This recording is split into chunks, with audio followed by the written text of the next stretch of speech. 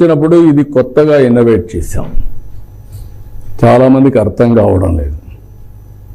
నేను చాలాసార్లు చెప్పాను, India face so many problems. Current లేని రోజులు, ఇంటిపైన కరెంటు తయారు చేసుకునే రోజులు, గ్రామీణ ప్రాంతాల్లో రోడ్లు లేని రోజులు, గ్రామీణ ప్రాంతాల్లో ఫోన్లు లేని రోజులు, ఇప్పుడు పొలాల్లో ఫోన్లు వచ్చే పరిస్థితికి వచ్చింది. ఎక్కడ పోతే అక్కడ ఫోన్ ఉంటుంది. ఆ స్టేజ్కి రీచ్ అయ్యాం. బ్యాండ్విడ్త్ ఇవన్నీ ఇక్కడికి వచ్చినప్పుడు నేను ఆలోచించానంటే P3 వల్ల, అంటే PPP model. What is PPP? Public private partnership. నేను ఫస్ట్ టైం వచ్చినప్పుడు పవర్ సెక్టర్ రిఫార్మ్స్ తీసుకొచ్చాను. నేను ఆ రోజు జేగురుపాడు పవర్ ఇచ్చాను, జీవీకే చేశారు. చేసిన తర్వాత 30 ఏళ్ళు, 25-30 సంవత్సరాలకి ఇచ్చాం. తిరిగి ఆ ప్రాజెక్ట్ గవర్నమెంట్కి హ్యాండ్ ఓవర్ చేశారు. ఈ పీరియడ్లో వాళ్ళు సర్వీస్ చేశారు, కొద్దిగా యూజర్ ఛార్జెస్ కలెక్ట్ చేశారు.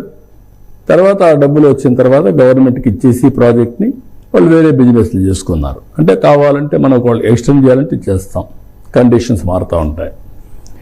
దీనివల్ల ఈరోజు రోడ్లు వచ్చాయి, పవర్ ప్రాజెక్టులు వచ్చాయి, ఎయిర్పోర్ట్లు వచ్చాయి, పోర్ట్లు వచ్చాయి. దీనివల్ల సంపద పెరిగింది, ఉపాధి పెరిగింది, ప్రతి ఒక్కరి ఆదాయాలు పెరిగాయి, కన్వీనియన్స్ పెరిగింది. యాజ్ సీఎం 96-97 నేనైతే ఒక్కసారి నేను ఫేస్ చేసిన ప్రాబ్లం మీరు అందరూ కూడా గుర్తుపెట్టుకోవాలి. నెల్లూరు నుంచి తిరుపతికి 8 గంటలు పట్టాయి. ఏంటి కారణం? 4 అడుగులు 6 అడుగులు గుంతలు, నేషనల్ హైవే. నేను అడిగారు, ఏంటా ఈ పరిస్థితి? సార్ డబ్బులు లేవు, ఏం చేయాలి?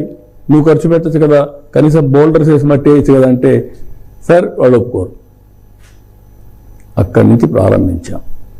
ఫస్ట్ అదే రోడ్డుని ఇదే PPP మోడల్లో గోల్డెన్ క్వాడ్రిలేటరల్ రోడ్లో మొదటి బిట్టు తడాటు నెల్లూరు. అక్కడి నుంచి అన్స్టాపబుల్. టుడే అవర్ రోడ్స్, మీరందరూ ట్రావెల్ చేస్తున్నారు, బెనిఫిట్ అయ్యారు, మీరు మాట్లాడరు. That is the biggest challenge in this country. Beneficiaries మాట్లాడరు, కానీ విమర్శలు మాత్రం చేస్తానే ఉంటారు. అంతే. ఇప్పుడు ఏ రోడ్డు, ఆ రోడ్డు మీద పోతే మీకు ఎంత హ్యాపీగా ఉంటుంది రోడ్డు ట్రావెలింగే. Experience is different. మొన్నటి మన దగ్గర నేషనల్ హైవే వరకు బాగానే ఉండేది, దిగితే గుంతలు, ఎక్కడ పోయే పరిస్థితి లేదు. This is where I'm thinking P3 has brought wealth for the nation. Some individuals కూడా సంపద వచ్చింది. We want to create P4. That is where public-private people's partnership, MDK, మార్గదర్శి బంగారు కుటుంబం, top 10%, bottom 20%. It is our social responsibility. Society has given this recognition to you. Otherwise, ఎక్కడ చదువుకుందండి మీరంతా? Government schools అయినా? ఎవరు డబ్బులండి మీ టీచర్కి? ట్యాక్స్ పేయర్స్ మనీనా? మరి మీకు బాధ్యత లేదా? ఆ బాధ్యత నిరూపించుకునే సమయం ఆసన్నమైంది. అందుకే నేనేమన్నాను, 10% అనేవాళ్ళు 20%ని అడాప్ట్ చేసుకోవాలి. ఈ ప్రోగ్రాం కింద 21 లక్షల మందిని మేము ఐడెంటిఫై చేశాం.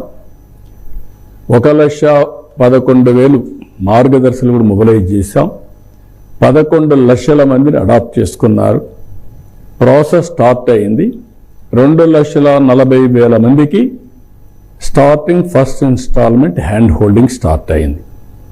ఒకతనికి షాప్ పెట్టి ఇచ్చారు, ఒకతని పిల్లలు ఇస్తున్నారు, ఒకతనికి ఇల్లు కట్టించారు. ఇలాంటి వేరియస్ కార్యక్రమం చేస్తున్నారు. Short term, medium term, long term. వాళ్ళ పిల్లలే ప్రజల్ని ఆస్తిగా తీసుకుని, కుటుంబ సభ్యుల్ని ఆస్తిగా తీసుకుని అదర్ ఆస్తులు ఉంటే అవి కూడా అదనంగా తీసుకొని ప్లానింగ్ చేయడం. వాళ్లకు మనకు వ్యత్యాసం, చదువుకున్న తర్వాత ప్లానింగ్, ఏం చేయాలనో స్పష్టత, ఇవన్నీ వచ్చాయి. కాబట్టి ఆ కుటుంబాన్ని పైకి తీసుకొచ్చే బాధ్యత, ఒక రోజున వీళ్ళు బంగారు కుటుంబాలు మార్గదర్శులు అయ్యే పరిస్థితి తీసుకురమ్మని ఆదేశాలు ఇస్తున్నాం. We are working. This is a game changer. That is where I want to make it wealthy, healthy, happy Andhra Pradesh. And also ఆర్థిక అసమానతలు తగ్గించి అందరికీ మెరుగైన జీవన ప్రమాణాలు ఇవ్వడం.